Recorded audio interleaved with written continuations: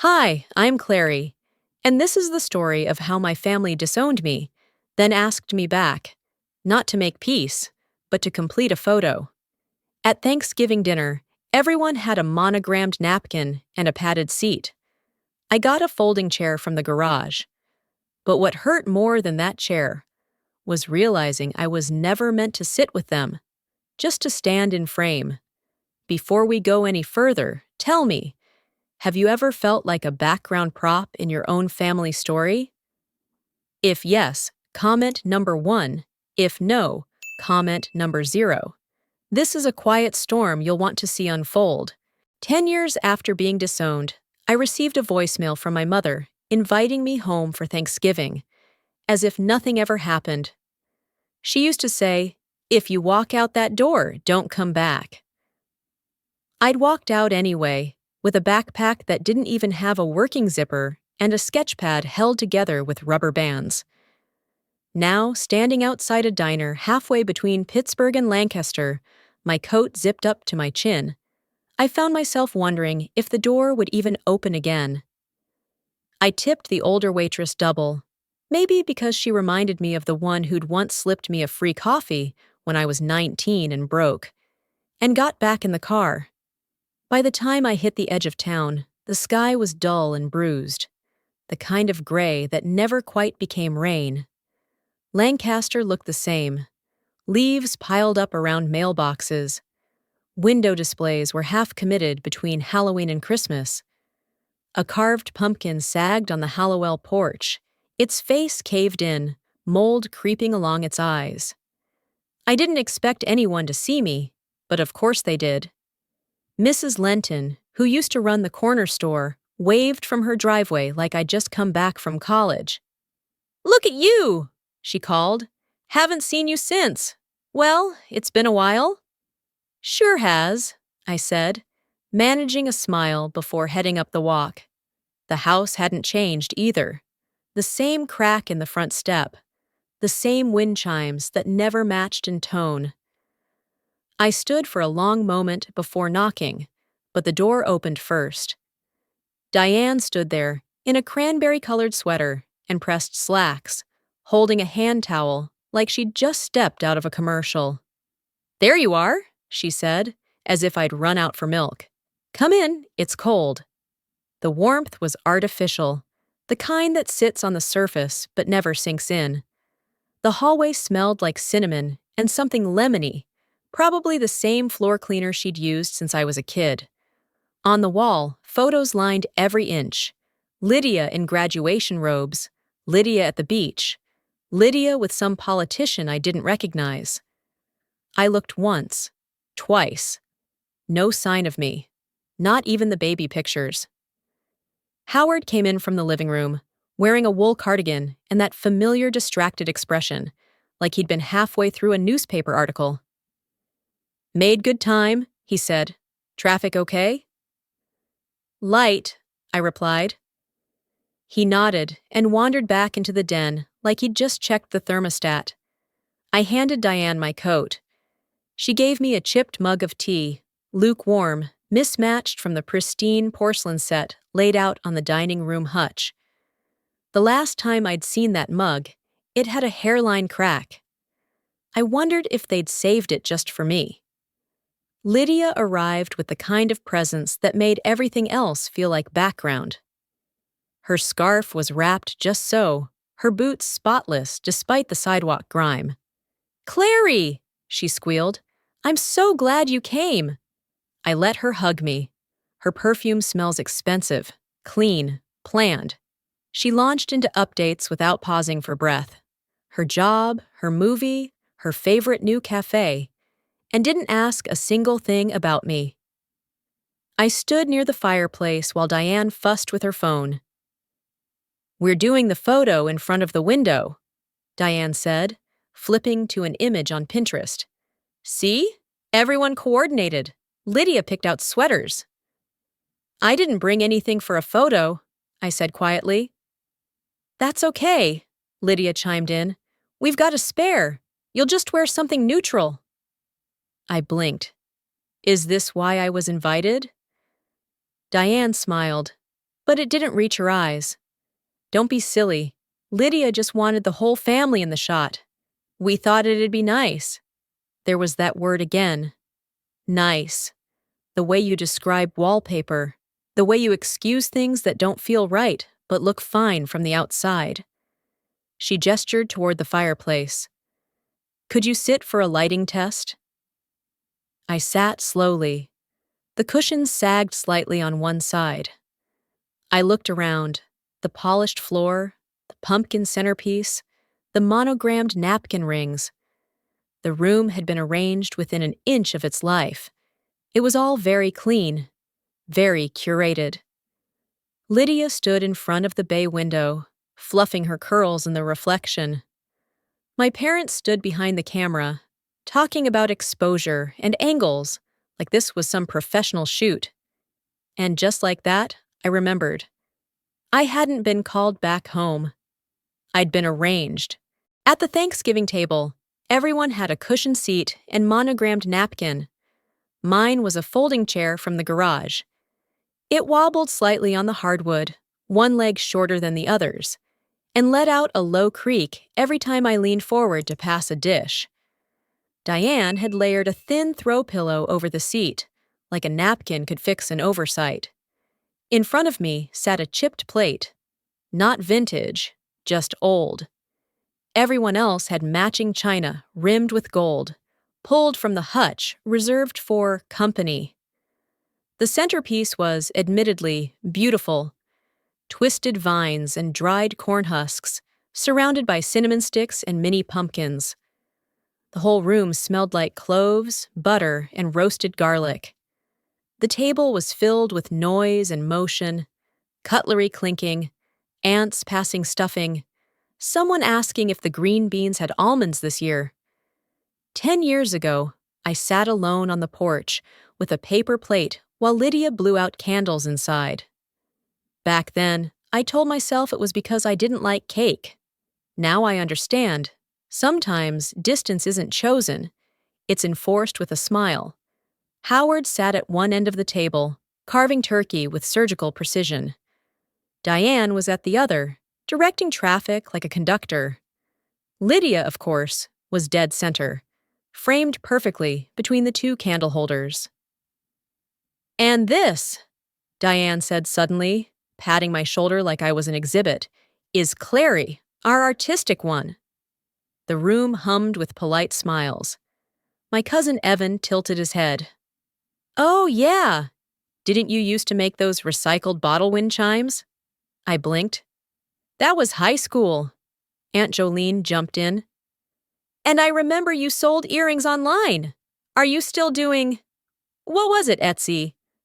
My cheeks warmed, but I held a smile. "I run a creative firm now, in Pittsburgh." "Wow," Jolene said, chewing. "That's wonderful. So you're still doing art?" "Design," I clarified. "Mostly interiors, adaptive reuse. We work with community spaces, co-ops, and some commercial clients." Diane waved it away like steam from the mashed potatoes. "Clary's always been hands-on." Across the table, Lydia dabbed at the corner of her mouth with a napkin embroidered with her initials. I keep telling her she should market herself better. Honestly, half the world would kill for her kind of quiet talent. I looked down at my lap. It didn't feel like a compliment, more like a pat on the head. Lydia leaned forward. "Actually," she said brightly, "I've been applying around. Consulting's been fine, but I miss being part of a team." "Didn't you leave your last agency on bad terms?" someone asked. She laughed breezily. "Creative differences. Anyway, I've got feelers out. One place in particular seems promising. It's small, but super curated. Based in Pittsburgh, actually." My fork paused midair. "It's called something with thorns. Thorn and Fable?" She reached for the gravy. "Great name, right?" A breath caught in my throat. That wasn't just a studio in Pittsburgh. That was my studio. Mine in every sense. Leased, built, grown from nothing. She was applying to a position in my space, under my name. completely unaware. "And what do they do?" Jolene asked. Lydia flipped her hand. "Design, branding, interiors. The kind of thoughtful, social impact stuff that's trendy now. I figure I can bring in a more polished strategy approach. Help them scale." Polished. Strategy. Scale.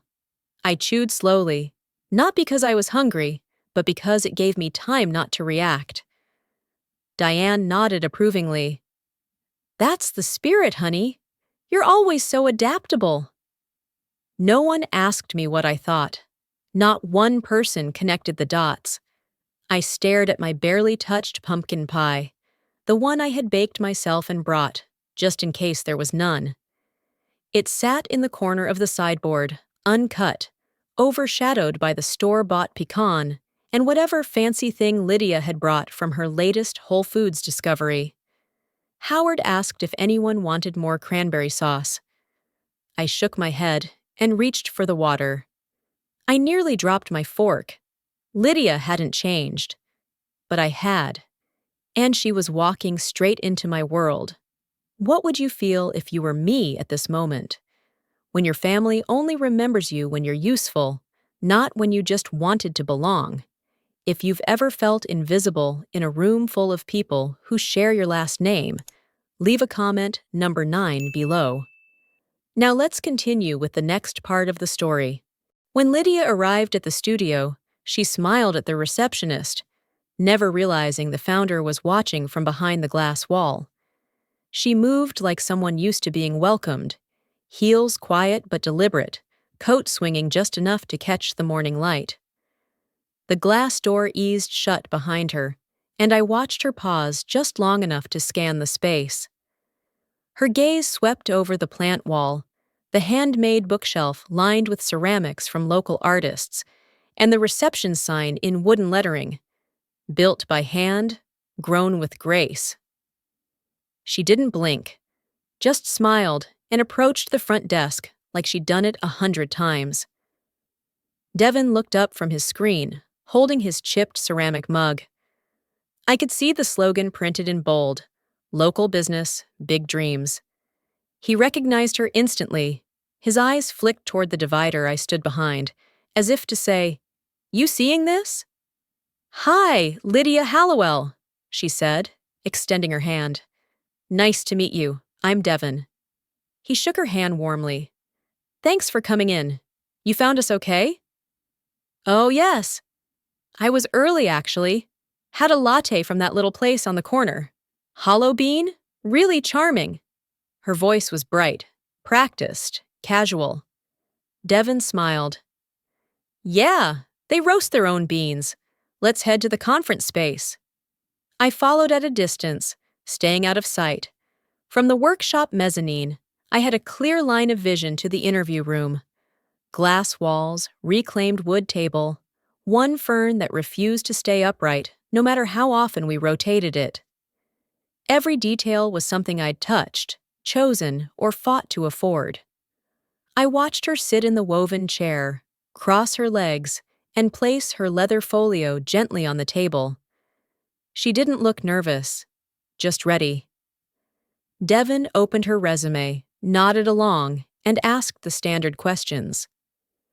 She answered easily, pitch-perfect phrasing, nods at synergy, branding, and market momentum. Her portfolio was sleek. High-gloss prints, perfect kerning, clean layouts.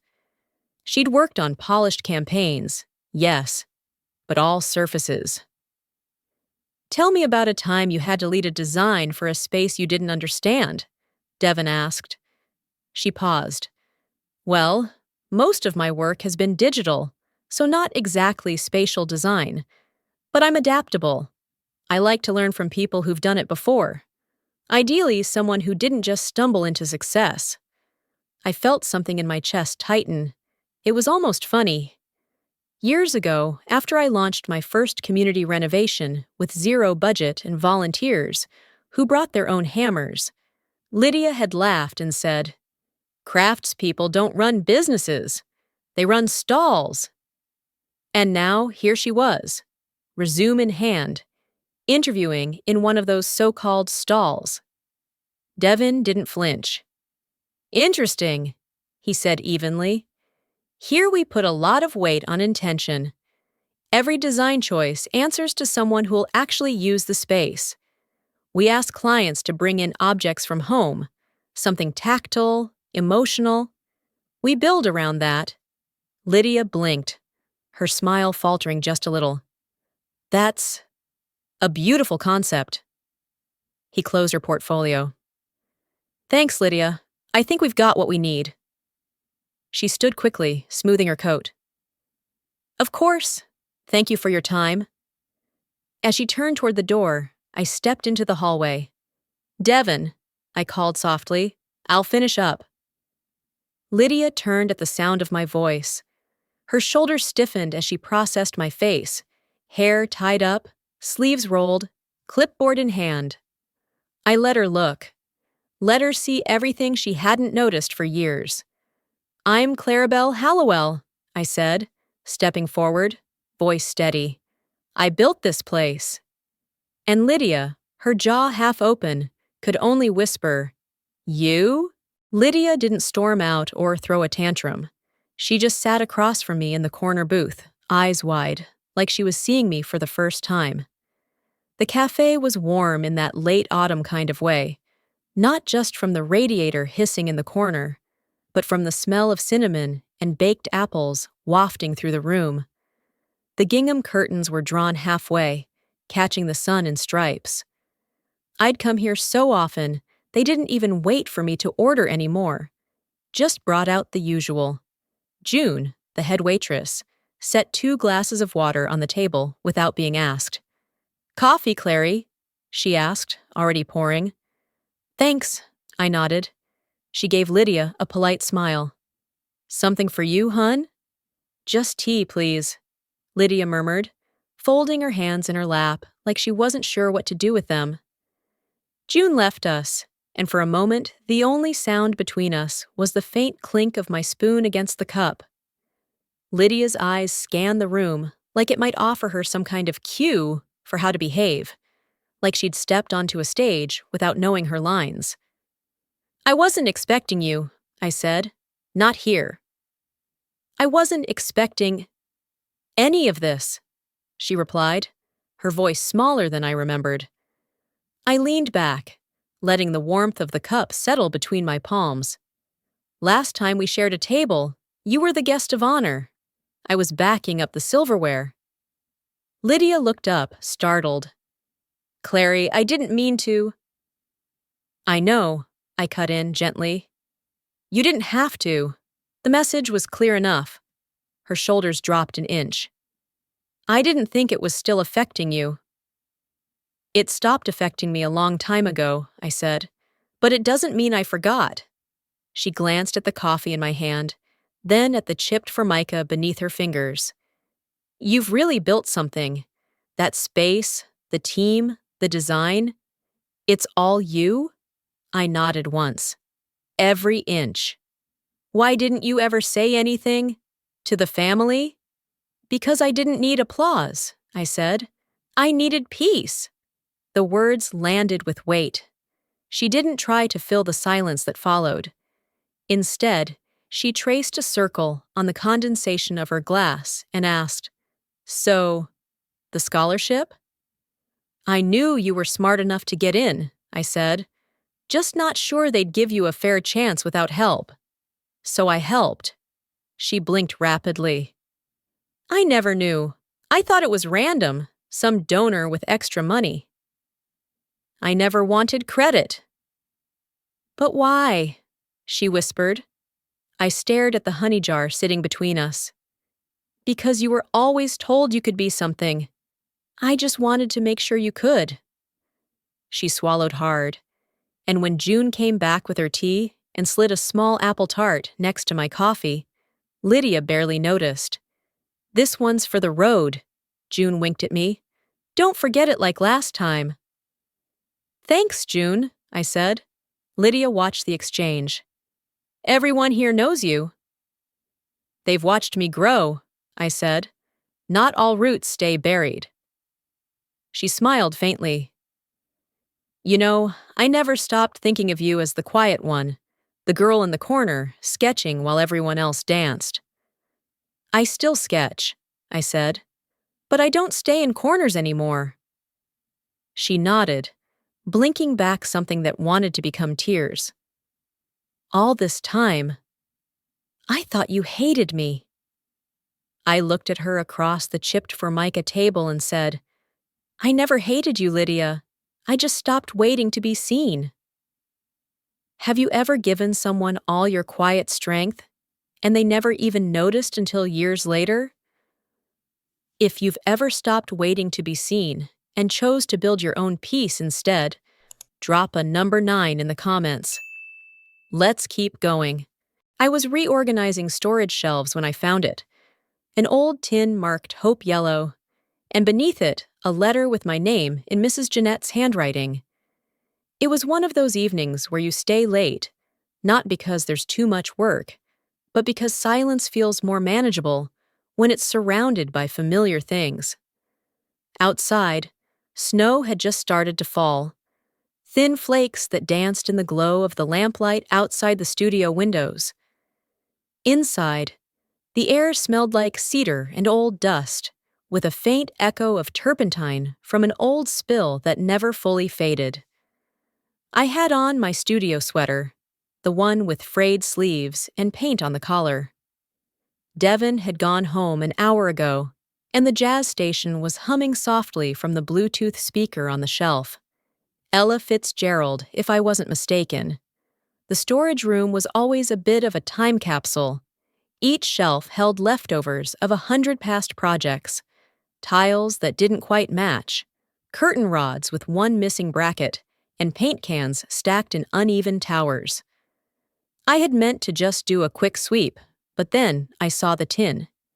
It was a squat metal can, dulled with time, with a crooked label that read, Hope Yellow. The name alone made me smile. That color had been a disaster on the walls. Too bright, too brash. But it had ended up being perfect for one small window frame in our first community center job. We'd laughed about it, said it looked like someone tried to paint sunshine and accidentally used a megaphone. I reached for it, the metal cool in my hand. But as I lifted it, something shifted underneath.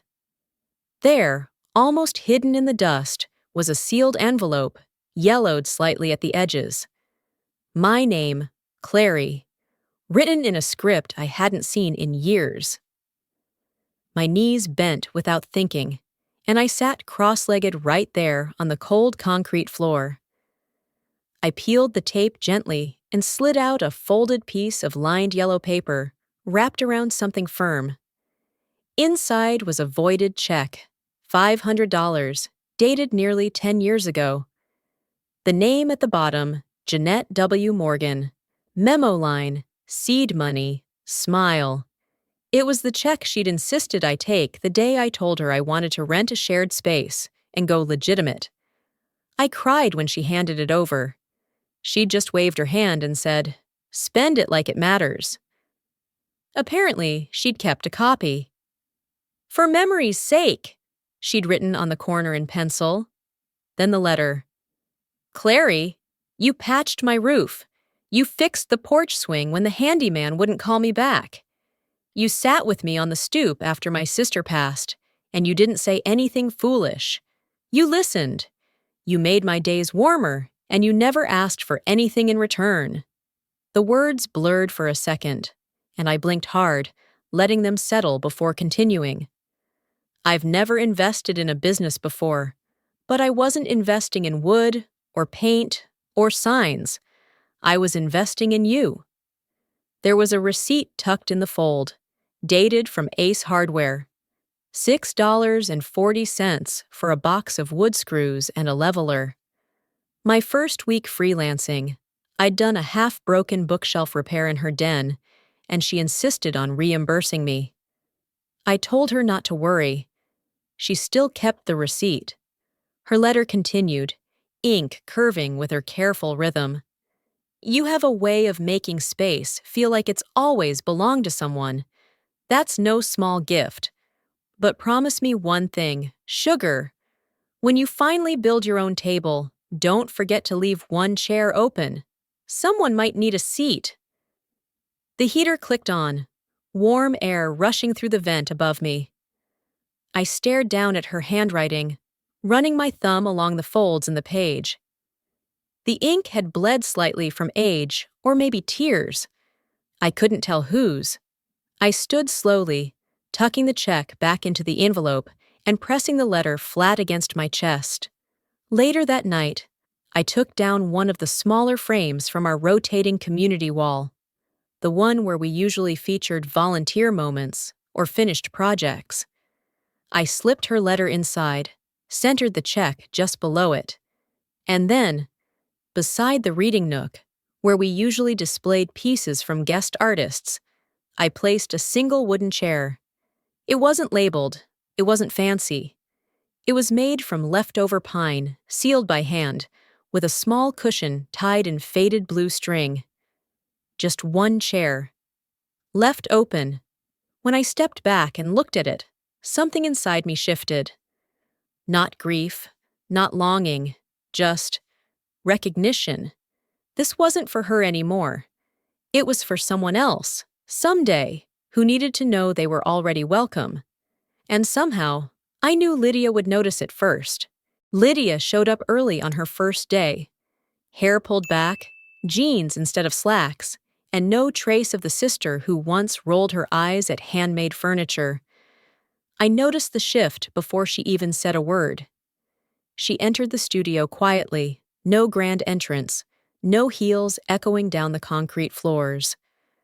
Just boots, scuffed at the edges, and a wool coat that still held the faintest dusting of snow.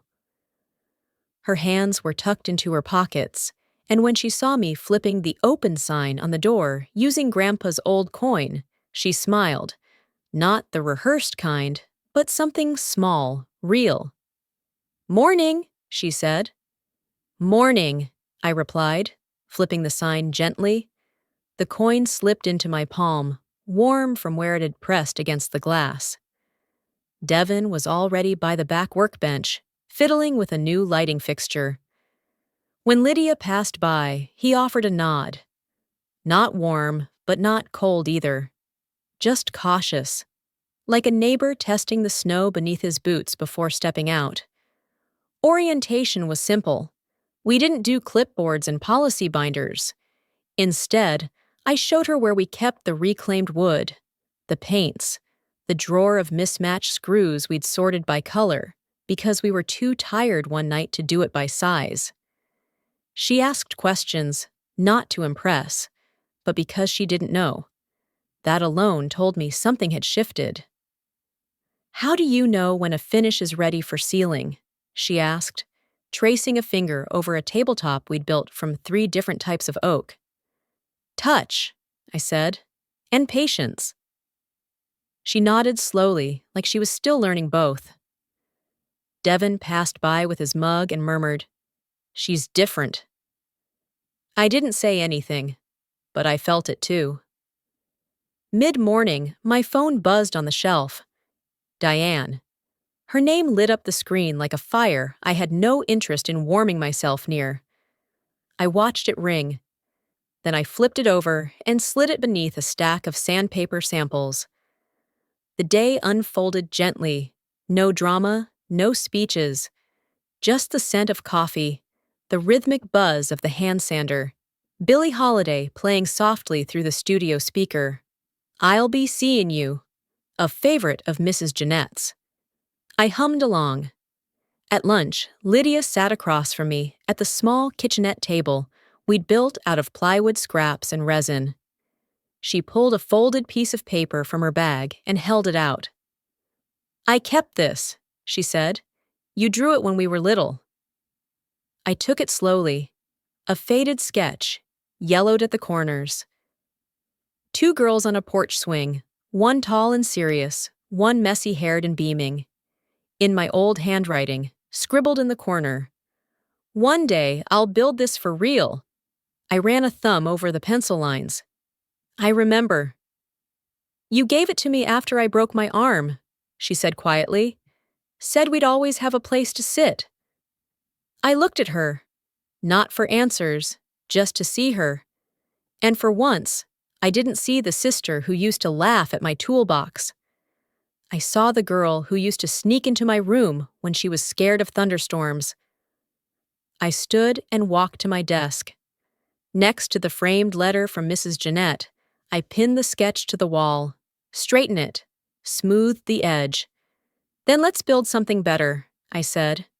She didn't speak, but she didn't need to. A few minutes later, the bell above the studio door jingled. It was Mercy from the cafe down the block, holding a box of cinnamon rolls and wiping snow from her coat sleeve. Heard you hired a family, she said with a grin. That calls for carbs. We laughed. Me, Lydia, even Devon. Not loud. Just enough. Outside, the first real snow begins to fall. And for the first time in years, I felt seen. Some truths don't arrive with fanfare. They unfold gently, across a chipped cafe table, in a letter found beneath a forgotten paint can, or through the quiet return of a sister once thought lost. We live in a world quick to judge, quick to divide. But kindness, when offered without demand, has a way of bridging the distances we forgot we created. Sometimes, the most radical thing we can do is to keep one chair open for someone who might need a place. Like a hand-carved sign or a handmade swing, compassion leaves behind traces, humble but lasting. If this story brought someone to mind, someone you once overlooked or who once overlooked you, maybe now's the time to reach out. And if a part of you felt seen in this story, I hope you'll stay, subscribe, and let me keep telling you stories that remember the quiet people and the good they leave behind.